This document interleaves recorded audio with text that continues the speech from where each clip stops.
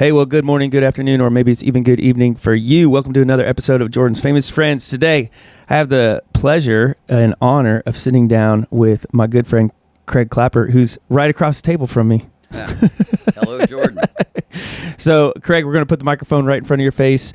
Man, how long do you think we've known each other? You know, I was thinking that when I was driving the whole 2 miles over here to see you, you know. I know that you were a youth pastor. Yeah, way back in the day. When I first met you, yeah. So it's a long time, man. Here we are. So Craig has done tons of stuff. I'm not going to give it to you because it's going to sound like his obituary. I'm going to let him do that. Yeah, thanks for joining me today, sitting down. The majority of the time we do this on the phone just because people are all over the place. But I figured, you know what? You're 2 miles down the road. You can come over, hang out in my office for an hour, and we can chat. So it's good. It's good. It's good. I'm glad that you're here. All right, Craig. We asked for everybody to give us like the Cliff Notes version of how they got to the current point they are in their life. So take us back, share with our listeners how you got to this point in your life. What are some of those like 2 or 3 pivotal moments or decisions that shaped you and your journey? Okay, probably one of the pivotal points on my spiritual life was out of high school. I was kind of a lost soul. Mm-hmm. And Uncle Sam was breathing down my neck. So sort of on the spur of the moment, I went down to the Marine Corps recruit depot and volunteered to be drafted into the Marine Corps. I remember I came home and my dad looked at me and said, "Craig, you did another dumb thing." And believe me, when I was at boot camp, I thought, "Craig, you did a really dumb thing this time." But it ended up in the sovereignty of God being a wonderful thing that happened. I ended up spending a year in Okinawa on riot control, and when I got there, I was picked up by the navigators. Yeah. And I may have known Christ then. I'm not sure. You know, you make a childhood decision. But the next thing I knew, I had 64 verses memorized, and I became that year almost like the chaplain of the barracks, and led my sergeant to the Lord. It was the greatest experience in life. And got out, went to Ohio State for a while, but just had a real heart. I wanted to know the Bible, so ended up going to Grace College, and that's the rest story on that, on how I came to Christ or came to a commitment for Him. Did you use the topical memory system for verses with the navigators? Yeah. I think it was 64 verses. Mm-hmm. I had those things memorized in a month because there wasn't much to do. Yeah. But quite frankly, looking back between the whole household I was raised and everything, it's almost like the hound of heaven. And there's a poem on that where God was hounding me my entire life. He was just always there. You know, people sometimes say, I was always a Christian. Well, I know that you have to have a point-in-time decision. I can't really name that time, but it is true that God was always in pursuit of me until finally He caught me.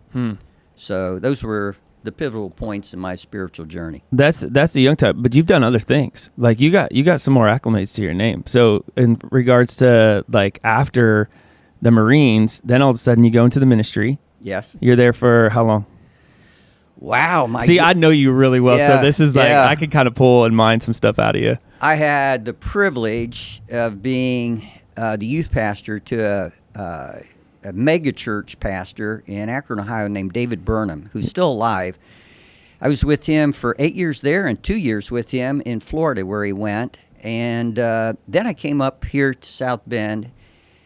The day that I was voted on, I was running a marathon in Eureka, California, came back, just finished a marathon. I had a call, asked me to be the pastor of Trinity Church here in South Bend.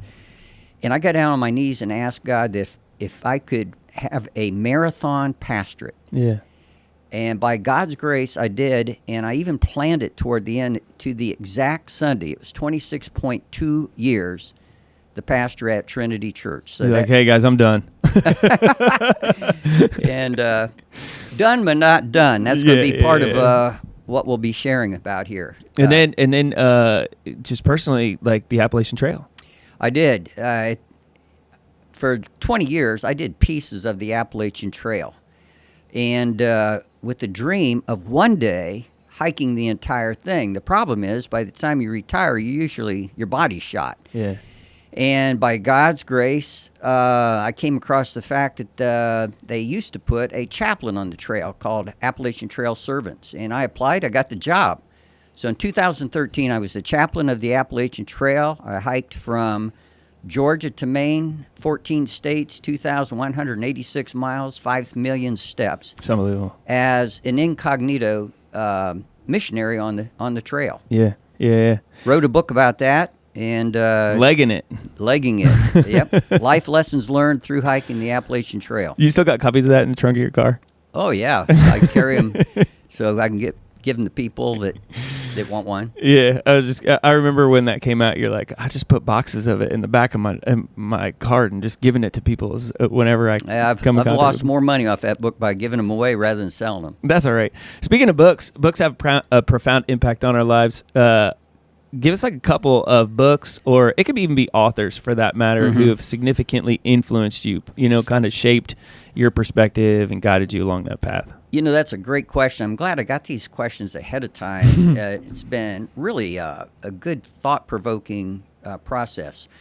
I'm sure you, like me, have hundreds and hundreds of books. Yeah. But if we could pull, say, a dozen off a shelf that really had an impact upon us. The first one I would pull off would be Knowing God by J.I. Packer. That was early in my Christian life. I read that, and that was my theology on God, God the Father. The second one would be The Cross of Christ by John Stott, and that gave me my Christology, the emphasis upon the cross. And then for sanctification, one by Eugene Peterson called A Long Obedience in the Same Direction on the Psalms of Ascent. That book really had an impact upon my life of understanding that sanctification, or I like to use the word Christification, is a process. We don't go to some seminar and come home and we're a new person. I just love that book. And then out of the secular world, sometimes secularists can have some real truth, and one of them, this next one, is actually a Zen Buddhist, Jewish Zen Buddhist named James Shapiro.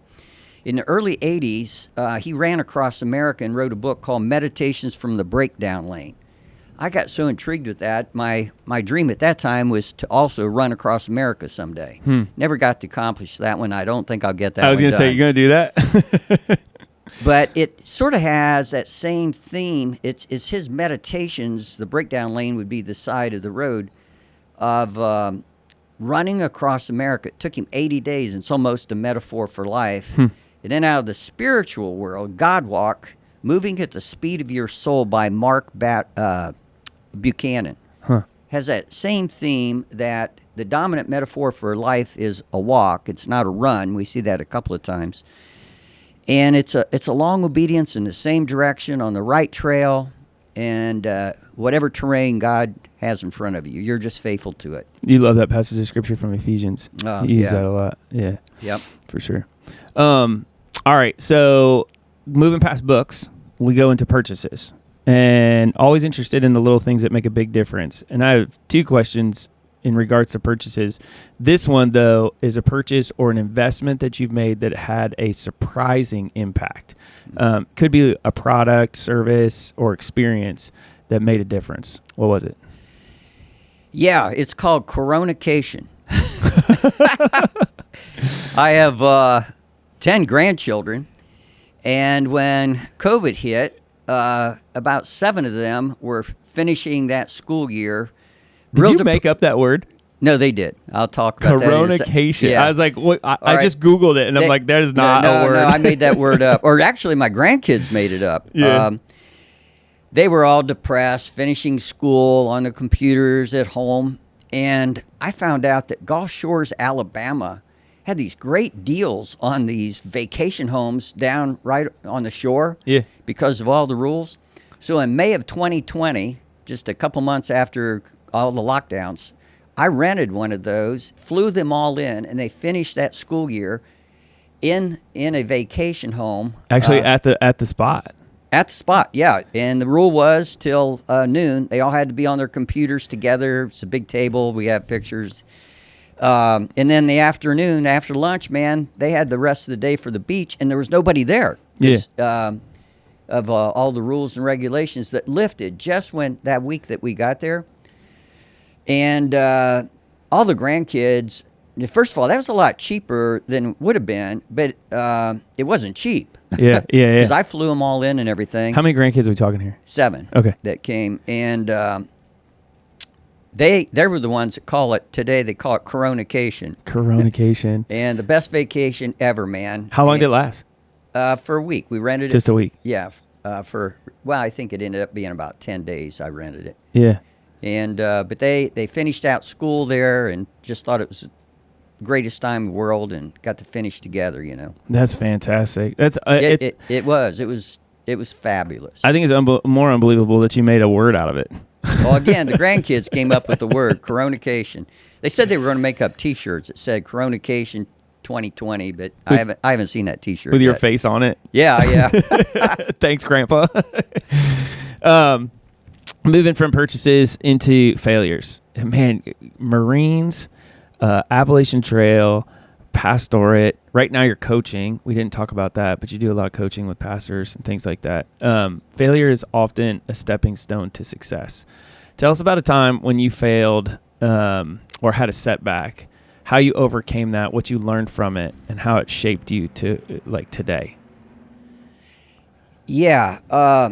There's going to be a spiritual application to this one. But after I'd hiked the Appalachian Trail in 2013, I met a guy on the trail that went on to become what's called a triple crowner. That means you do the 3 major trails, the Appalachian Trail, the Pacific Crest Trail, and the Continental Divide Trail. And this guy, his trail name is Samson. I mean, he's big, he's rugged, and... You're going to have to backtrack because some people probably don't know or are curious. First of all, do you get anything for this, like, tangible if you do it, or is it more just like you just kind of know? No, it's just, yeah. And then the second thing is, because I know this, but I know people don't know this, in regards to trail names, why a trail name? Like, just give, like, 2 sentences on why people do that. It's the one time in life that you can, in a sense, be whoever you are, and you are a different person. Because, I mean, we lived in the woods for half a year. You don't do that. Right. And so it's also a time where you can just step out of your life. And, like, my trail name's Hoosier because I'm from Indiana. His is Samson. It's big and lots of thick, long blonde hair. You can just be incognito on the trail. People who aren't hikers would have no idea about that stuff. That's a much a hiker thing. You also don't talk about your profession back home. You know, it's like trail rules. You step in the woods, and for half a year, in a sense, you can be whoever you want to be, but you can be this person that just lives in the woods and drinks out of streams. All right, keep going. Well, so this guy, he and I hiked hundreds of miles together on the Appalachian Trail, and then when he's doing the Pacific Crest Trail, we decided I was going to drive from South Bend, Indiana, to the border of Oregon and California, and then hike Oregon with him, do about a month with him. Mm-hmm. And the problem was he had 1,700 miles on his legs when he got there. I drove clear out there and went 15 miles with him the first day. Sure. And it killed me. It was an easy day for him because he was doing like 25s, but he slowed down for me. And that night I said, Samson, this isn't fair for you, man. I'm going to slow you down. And you feel bad? Well, he said, no, it's fine. You'll get your legs. And I said, no, it's not fine. And so the next morning I packed it up and went the 15 miles back to my car and drove to Colorado at that time where my son lived and did some hiking all by myself there. And I recall my mother was alive then. I called my mom up and I said, Mom, this is the hardest thing, man, but I quit. I hiked 15 miles and then turned around. I drove all. And my mom said, Craig, I am so proud of you. I never thought you'd be smart enough to quit. She remembered the Marine days. She's like... But I tell you, first of all, I was kicking myself in so many ways, and I thought, you know what? It's the right thing to do for him. Yeah. And I got to just swallow my pride, and I had a great time hiking there. But you got to be flexible. But but I failed, you know. Yeah. Now, as far as the spiritual life or ministry, this may sound strange to you, but as I thought this through, I look back in some ways that my whole 26.2 years was a failure. Really? Yeah. In this way, as I look at you and Joshua Brooks, that's the pastor where I'm at, I was at now, I see the impact you can have. I see who you are to the people as the senior pastor of that church that gets up each Sunday and speaks the word of God. Looking back, it's like, Craig, you never realized who you were. You never realized the impact you were having. Yeah. And so in a sense, I was a failure in that way. Now, I don't know if you've ever seen Thornton Wilder's Our Town. No.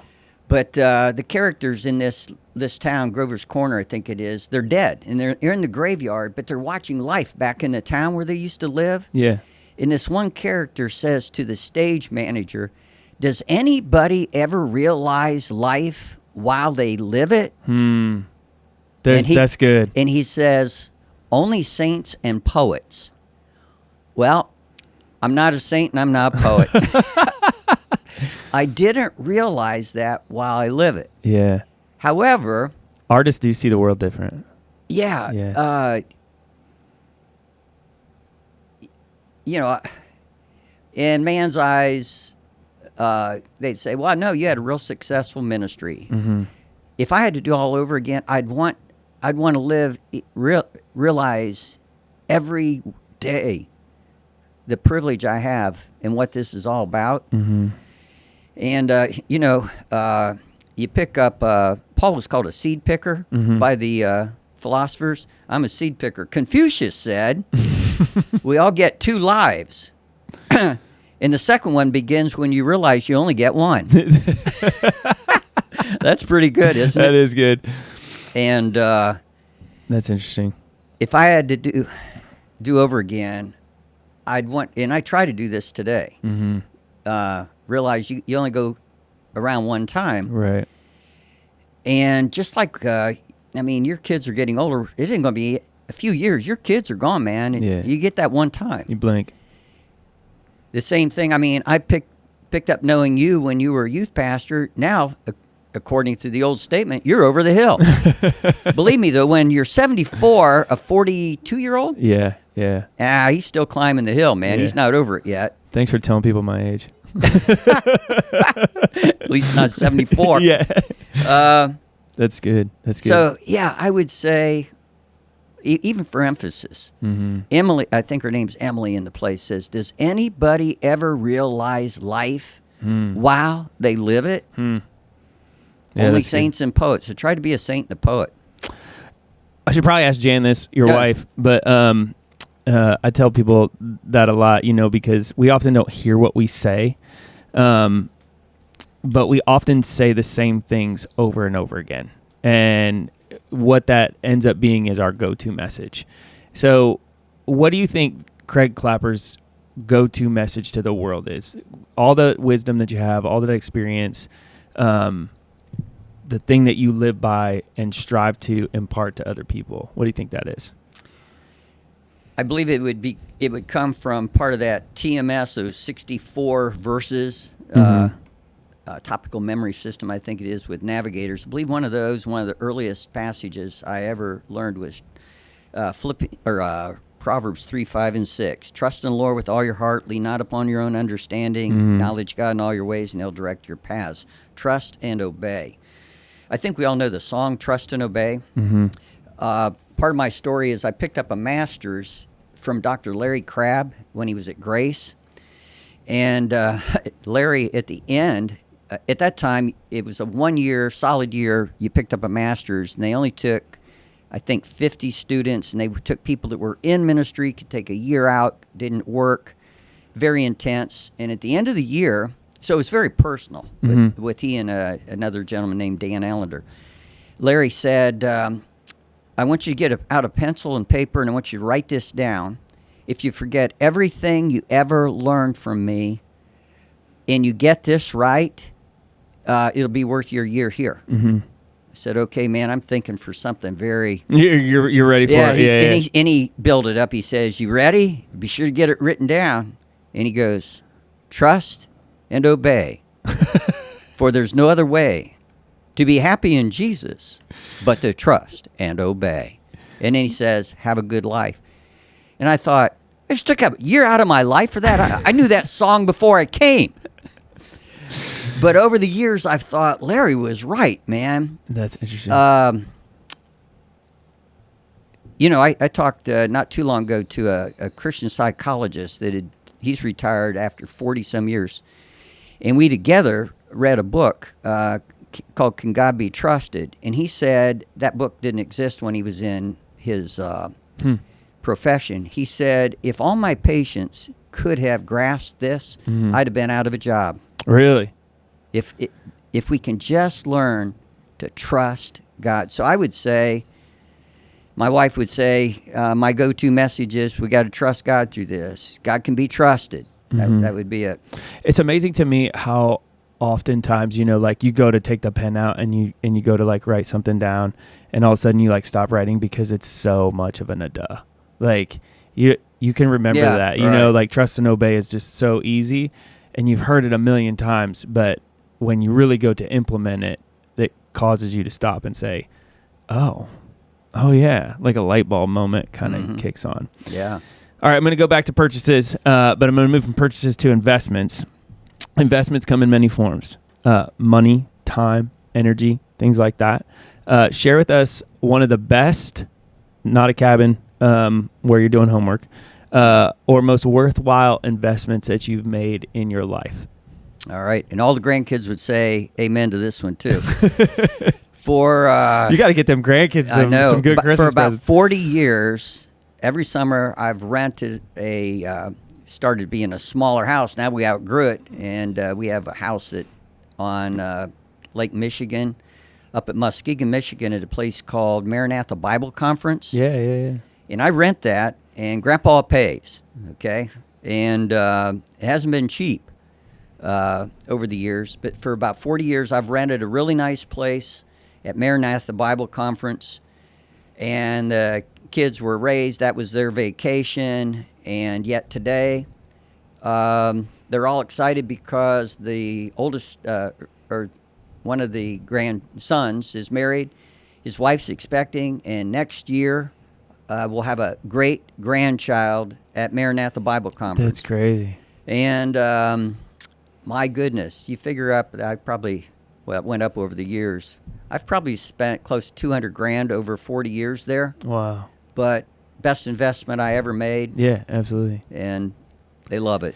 All right, Craig. I've been with you to Israel twice, and multiple other trips. So this question is one that I've been looking for, because I ask everybody, what is an unusual habit or an absolutely absurd thing that you love? And I was sitting there running the list, and I'm thinking to myself, I wonder what he's going to say. Yeah. Well, I know what Jordan would say is my suitcase versus his.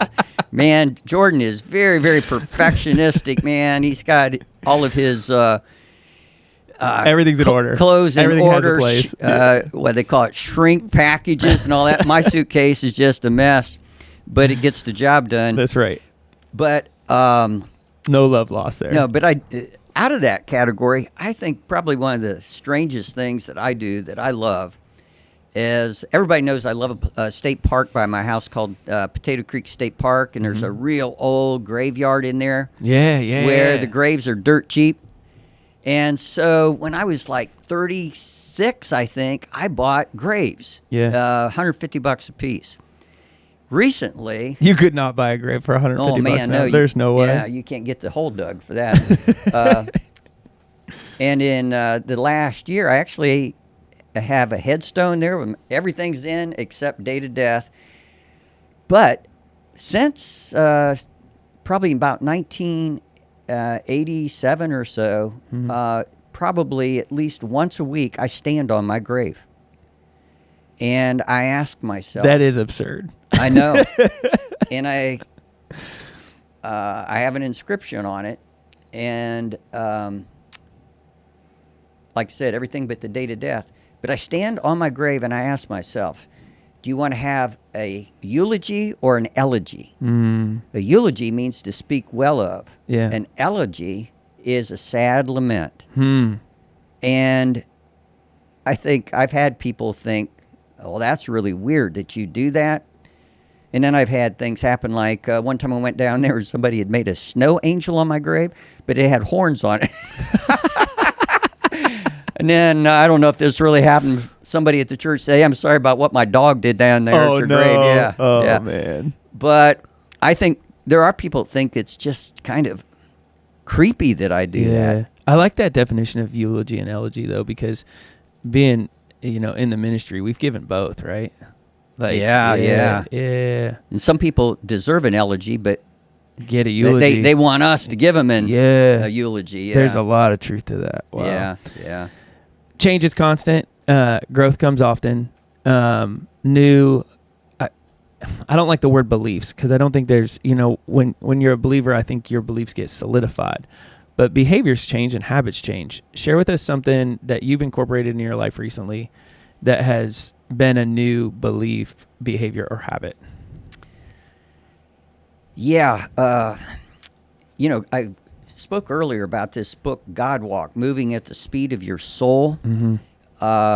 Anybody know me, and you know me, I'm wound pretty tight. No. I'm not your laid back guy.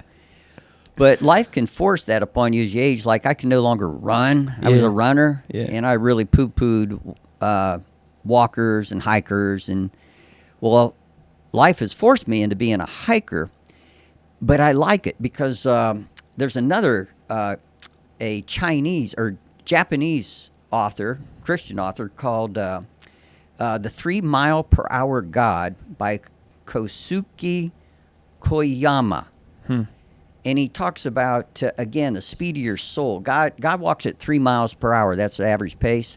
So if you're running ahead of God or behind God, your soul's going to be just going to be out of sync with God. Where did you find that book at? It was quoted in the book God Walk, Moving at the Speed of Your Soul. Yeah, because that is like a rare book. That came out in 2021, but it's a rare book. Yeah. Anyway, go ahead, yeah. Some would say he's got a little bit of Buddhism in it. Yeah. But, Jordan, I know you read books other than... I read books all the time. Yeah. And you, my goodness, you read it with a filter. And these books... Sometimes we can learn from them because they've grasped some things that you can pin verses onto over and over, and I think that's one of them that I want to slow down to the speed of my soul, and I think age helps with that. But I think if I had to do over again, I'd have slowed down a little bit in life. You know what though? Paul says in the Bible, and this is where I get this from, he quotes their philosophers. He quotes the philosophers of the day, which means he knew them. He knew what they had said, and he was very well read. It feels like you have to be mature and grounded in truth before you can go take those endeavors. But Paul obviously took those endeavors. So there's some writing where I think Paul would look at us and say, I could rewrite that book and put the scripture in it, which is what someday I'm going to do that. I'm going to take all these books that are good by the world standards and be like, that's Romans, that's 1 Corinthians. Yeah. They just don't know where they got it from. But yeah, that's good. Yeah. Yeah. Anything else on that? You look like you had another one. No, slow down, and then it is weird to hear you say slow down. Yeah, I know. But then, speaking of authors, there's a lady named Annie Dillard that's kind of a naturalist. She writes a lot about nature. And Annie, she was asked if she was a Christian by Philip Yancey in an interview, and I love what she said. She said, well, I don't love what she said, but this is true. She said, yes, I'm a Christian, but I go through too many cigarettes and husbands, meaning she's rough. And that was years ago when she said that. I don't know where she'd say she is today.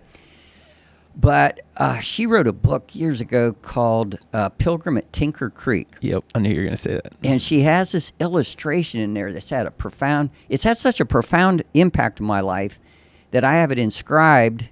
I have a maple key inscribed on my headstone. She said she was walking through the woods and she saw what looked like a spaceship coming down. And she realized it was a maple key, which people call helicopters, whirlybirds, whatever. Yeah. And she said it almost came down to the ground, but then the wind caught it and it went back up, and then its distance far outran its fall. And she said she looked at that and she thought, it's falling into its death, and so are we. We're all like maple keys. We're falling to our death. And she said, if that's true, and it is, then we ought to catch the wind of God's Spirit and let our distance far outrun our fall. And then this great line, and twirl.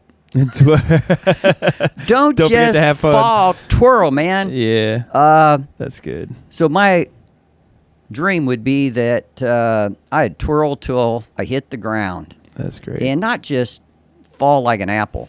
Those whirlybirds can go 300 feet. It's crazy that I've never heard them called, what do you call it, maple keys? Maple key is the correct term. Maple crazy correct term from, I've never heard that before, which is weird because we always call them whirlybirds. But yeah. Moving into the people you interact with, the people that you rub shoulders with, I know you talk to people from so many different generations, but what advice would you give to somebody about to enter the real world right now? And we put the real world in parentheticals because what is the real world, right? But experiences and insights obviously give you the opportunity to speak into those things. So what would you say? I would say I think comfort is overrated. We need purpose. We need to twirl, not just fall into an easy bed or something. But an illustration that I love is C.S. Lewis. This is a paraphrase. He said, the problem is we think that life should be a hotel, and therefore it's very uncomfortable for us. If instead we look at it that this life is like a prison sentence, it ain't half bad. It changes our whole perspective on it. And then he says, God does give us some very pleasant inns along the way, but never confuse those with home. Yeah. I think people are committed to comfort. And I don't see that at all in Scripture. So I would say, don't play it safe. Show me one verse where Jesus said, hey, whatever you do, stay safe. I hate that term, actually. It came out of COVID. Yeah, there was a lot of people that said that, like, hey, just stay safe. And I always was like, what does that mean? What are you talking about? But yeah, that's I have a brother. He's kind of a wild and crazy guy. But whenever we talk, at the end of the conversation, he'll say, stay dangerous. I think that's what Jesus would say. Yeah. As a matter of fact, Nate Saint prayed that. He said, God, make me dangerous. Who? Nate Saint? Nate Saint. Who's that? Auca Indians, one of the martyrs, missionaries to the Auca Indians. Yeah. Yeah, he said, we're all conscientious objectors, he says. We're playing it safe. God, make me dangerous. All right, Craig, what advice should people ignore then? Oh, man. You love that. This is in your wheelhouse. You're getting into my category. Now you're going to see the guy who's not walking at 3 miles per hour here. My wife would swear to this. If I hear some commercial where it says, get the car you deserve, I'll yell at the TV or radio, I deserve hell. I hate that term. And how about this one? You can be whatever you want to be. Yeah. Oh, man, I ran marathons. I was a middle of pack guy. If they said, if you don't cross that line under 3 hours, you're dead, I would die. I can't do it. Right. It's It's impossible. That's stupid. So that type of stuff. You can be anything you want to be. Realize just how wonderful you are. No, I'm a fallen human being. I'm an image bearer, but I'm a fallen image bearer. Yeah. And then this one, just follow your heart. My heart is desperately wicked. It's selfish. I need a new heart. Yeah. And that's the philosophy of the day. So that's what I would say. Don't go there, man. And then don't preach it either. Yeah. Oh, man. You said, this is totally on a rabbit trail, which is fine, but you said it a while ago.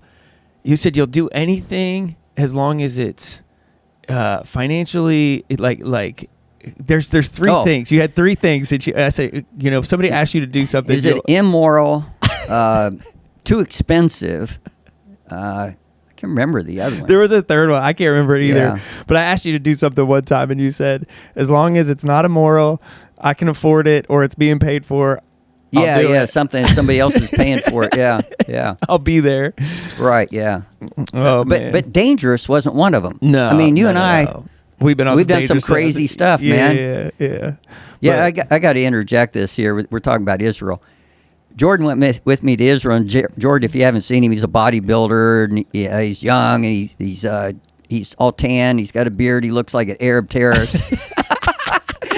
But the IDF and the police officers over in Israel kept accusing me of having a bodyguard. Yeah. Or they'd go up to Jordan and start talking to him in Hebrew. They're like, why don't you speak? Thought I had a bodyguard in Israel. Your man. Hebrew is terrible. I'm like, that's because I'm an American. What are some bad recommendations? I mean, we usually say in your profession or area of expertise. For you, it's area of expertise. I mean, I don't want to say you're retired because you're not retired, but you're out of like that full time in regards to some of those things that you do. So area of expertise. What's some bad recommendations that you hear that come across the table? I would say the biggest one. I mean, you gave three of them, obviously, with the advice people should ignore. But another one would be a crabism, a Larry Crabism. Yeah. He said, everybody wants to be relevant. And he said, but people don't understand what's really relevant. And he said this. This one was worth writing down. Remember that something seeming irrelevant could actually be its relevance. Because we're deceived. We don't know what's really important. Yeah. And that's one good thing about standing on your grave. It brings you back to, okay, bottom line, what do I want people to say about me when I'm here? That I was a nice guy. Right. Always trying to be relevant. Which is tough. That word's really tricky too, right? Yeah, I mean, we don't want to be living in the past. At the same time, truth is truth. Truth is always relevant. Yeah. And it's hard You may package it differently, but it's hard to find a replacement for that word too, because there really isn't a replacement to that word. It's like it is useful, but at the same time, it doesn't encompass everything that it needs to encompass. Yeah, being culturally relevant means people are sinners and they're going to die. Right. People don't like that. They don't think that's relevant.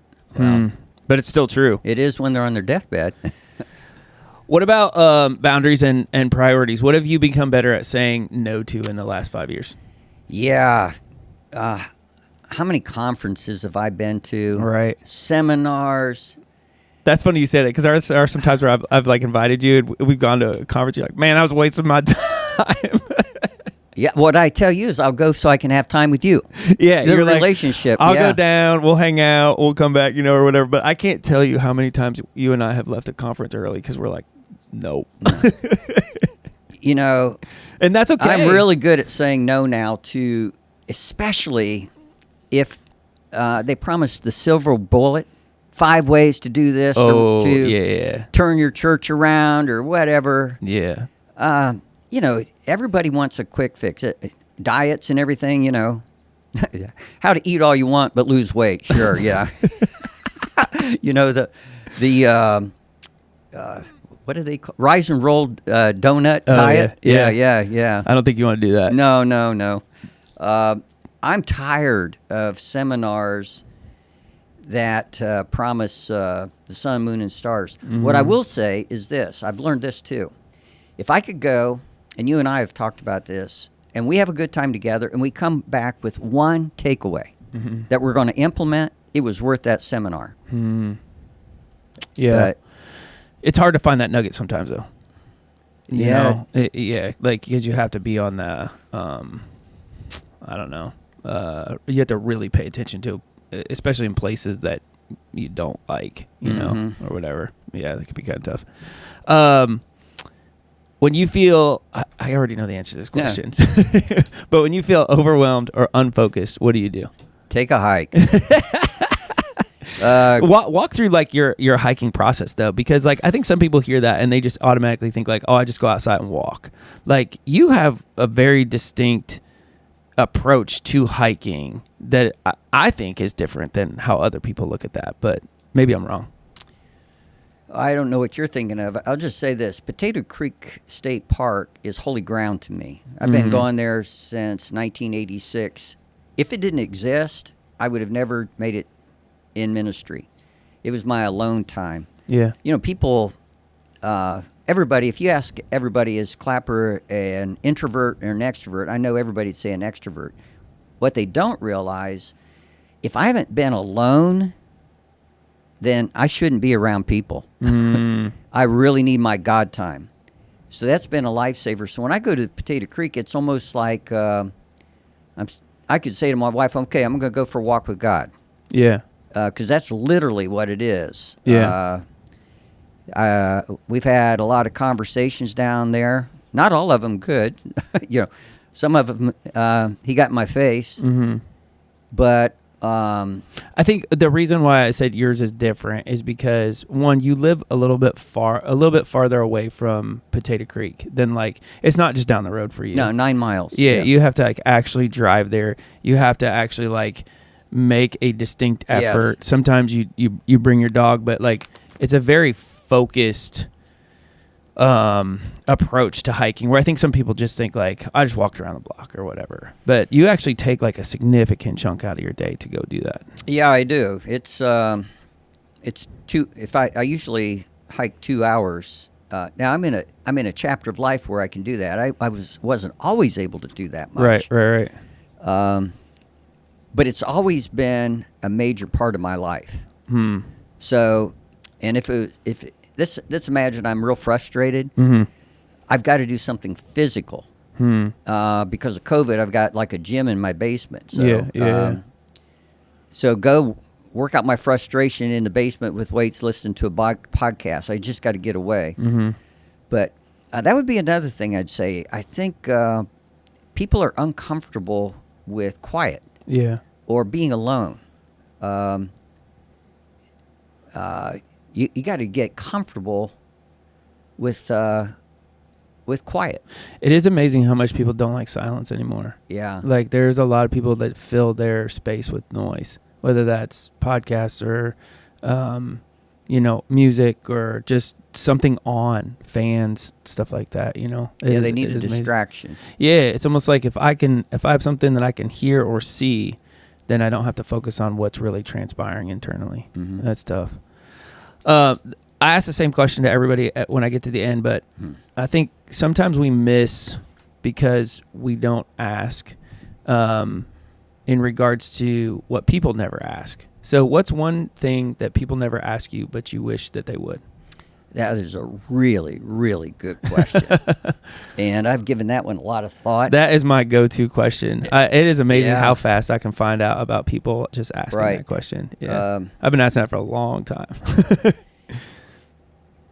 Going back to the Appalachian Trail is a metaphor for life for me. Maine is 381 miles. And by the time you get to Maine, it's a pretty lonely business. I went 4 days without seeing anybody up there. And you're coming down to the end. But by that time, man, I felt like from my waist down, I had pistons for legs. From my waist up, I was emaciated. Because you don't use your upper body.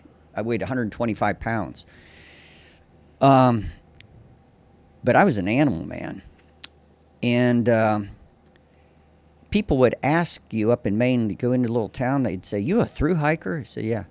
"How did you make it this far?" Yeah. "You've hiked 1900 miles. And you're still excited about this? Yeah, I am. I wish people would say to me, how old are you, Craig? I'm 74. How many years were you in ministry? From 25 to 62 in church ministry and still in ministry today. You still excited about this? More excited than ever. Yeah. I want to finish well. And this is sad. When I was younger, like you, I didn't see many guys that I wanted to be like when I was 74. I knew I didn't want to go fry on the beach in Florida and just be comfortable. Yeah. I want to be twirling to the last till I hit the ground. Play golf or pickleball. Yeah. Yeah. But listen to this. Last night, an interesting thing happened. Just a couple hours ahead of time, I got a text saying, hey, we have tickets to the Blue Gate Theater tonight, and we can't go. We're ill. Would you like our tickets? It's a tribute to the 60s. 3 bands from the 60s, which is when I was in high school. Yeah. You're giving your age away now, too. Well, you already said the Grassroots, the Buccaneers, and Herman's Hermits.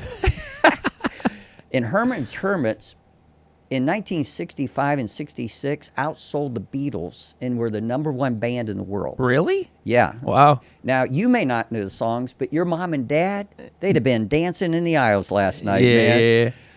And I knew all the words. The first 2 bands, they played maybe a half an hour, 40 minutes. And they were tired, old rockers. They looked like they should have just been in bed at whatever time. Yeah. And they did. They looked, and they were acting like this is all they've done their whole lives. Since they were in their 20s to their 70s, they just been doing it. And it was like another gig, another night. Let's get it over with. And they were tired. Yeah. You know, they weren't into it. This guy, Peter Known, I think his name is, of Herman's Hermits. He was the lead singer. He's on his own now. He had a band, but not the band. Yeah. You'd have thought it was his first concert he That's so ever cool. did in his life. He's 77 years old. Yeah. Married to the same woman since 1968, which says something about him, man. Absolutely. He doesn't look like he's done drugs. Yeah. The guy was in shape. Loves what he does. He went I bet he went an hour and 15 minutes. High intensity. He was hilarious. He was another thing. The other guys, they might have been pushing 80. They all had real dark black hair. Yeah. It wasn't natural. It's been dyed. They were trying to look young. If they tried to dance, they looked like arthritic grasshoppers. This guy, he amazed me. He was like 77. You'd have thought it was his first concert. He was excited. He was fun, energetic. It's cool. They said at the end he'll be in the back signing autographs. Yeah. The other guys just crawled out the back door. And I looked at him and I thought, I'd like to ask him, how do you do this? Yeah. Especially in Shipshawana. We're not in Chicago, man. Yeah. We're not in London. Yeah. He comes to Shipshawana. To hang out. Even made some songs up about it Yeah. that were hilarious. He poured his soul out last night. It's cool. And it was fun. The other two were, I want to be Herman's Hermits at the end of my life, man. So are you still excited? You still excited about what you do? That's what I would like people to say, younger people, and they never do. You know, they don't care what a older guy. Most of them don't want to. They don't care. He's not relevant. But to say to me, why aren't you frying on the beach in Florida? Yeah. Why aren't you out getting a Winnebago and touring around? Yeah. Because I'm in the best chapter of my life. Yeah. I've got experience. I'm comfortable in my own skin, not trying to prove anything. I want to make each day count, every encounter count. And I've got time that I didn't used to have. Yeah. Yesterday, there's a new assistant pastor at Trinity where I pastored, and I asked him to go to lunch yesterday. And after about an hour, I said to him, and by the way, I used your question. I said to him, there's a lot of questions I'd like to ask to get to know you, but why don't you tell me the questions that I ought to ask you? Yeah, it's huge. It's a game changer. That lunch lasted for almost 2.5 hours. Yep. And I said to him after an hour, I said, hey, you probably have appointments. He said, no, I want to stay and talk. Mm-hmm. It was a fabulous lunch. Yeah. And I told him at the end, I said, just so you realize, when I was the pastor of the church, I couldn't have done this. And you can't. Yeah. But it was a fabulous time together. But I would want younger guys to look at older guys who are still in the saddle. Yep, still doing it. I mean, can you imagine getting the opportunity to sit down with the Apostle Paul when he's like in jail in his 60s and say, what makes you tick, man? Timothy did. Yeah. Like, he was all about him. Yeah. He was Yeah. infatuated with him. That's right. And then inspire me. And I mean, I got inspired last night by the Herman's Hermits. Yeah. That I want to die with my boots on. I want to die in the saddle. And I know sometimes physical ailments can keep people from doing it. But even, man, if you end up in a hospital bed, witness to the nurse. The guy in the bed next to you, whatever. It is funny. Like, I have probably half a dozen guys in my life that are your age that are just, I would say they're crushing it. Like, you look across the table and you say, yeah, that's who I want to be. I don't want to play golf when I'm 80. Like, that just does not appeal to me at all. I don't see. Yeah, you'll look like a arthritic grasshopper anyway. I just don't see the validity to it. Like, there's a couple of guys who, and you would be one of them, who is just. Somebody asked me the other day, when are you retiring? And I just laughed. I was like, it's kind of like saying divorce around your spouse. Yeah. Like, I don't have that in my mindset or wheelhouse to stop. Like, when I'm dead, I don't know. No, you won't. But but then for this audience, this is Jordan's famous friends. My assumption is most of your friends are older than you. Oh, almost all of them. And that's unusual. Jordan's unusual in that Jordan has sought out old geezers like me and have said, man, you're in Maine. Yeah. How'd you make it this far and not just want to drop out, Yeah. On that Appalachian Trail, 80% of the people who had quit their jobs and decided I'm going to take a hike for a half a year, only 20% finish. Yeah. Now, sometimes it's injuries and so forth, I understand, but a lot of them, they just get tired and they lose the desire to take another step. Yeah, that's too bad. And sell out the comfort. I don't want to. I suppose I want a comfortable casket. There you go. One that's somebody's snow angel with devil horns on it. Yeah, that's right. Yeah, I'll be comfortable in my casket, man. That's when I'll take my break.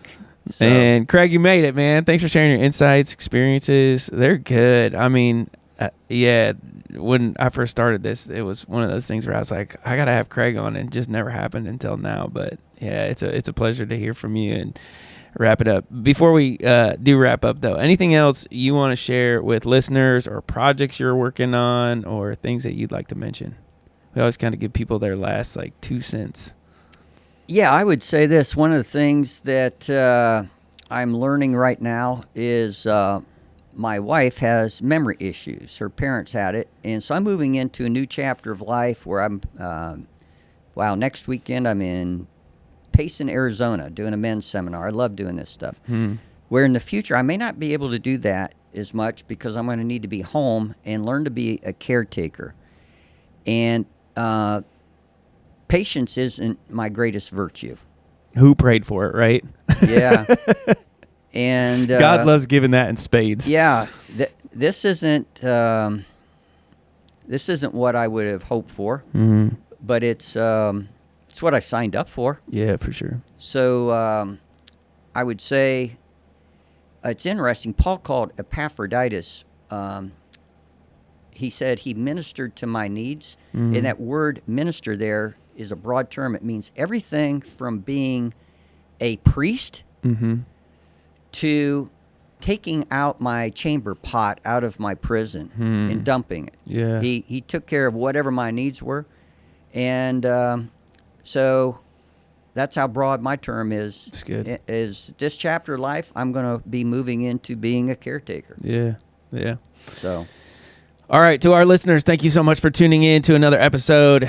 Go ahead, do a deep dive. There's some other conversations that are extremely beneficial, so I would highly recommend going back into the catalog and checking out a couple of guys there. Remember to subscribe, rate, review the podcast at whatever platform that you are listening on. And then if anything that was said is beneficial and you think would be beneficial for somebody else, by all means, share that with them. Stay tuned. We got some other stuff coming up in regards to conversations with some other individuals. But until then, we'll talk to you real soon. Take care.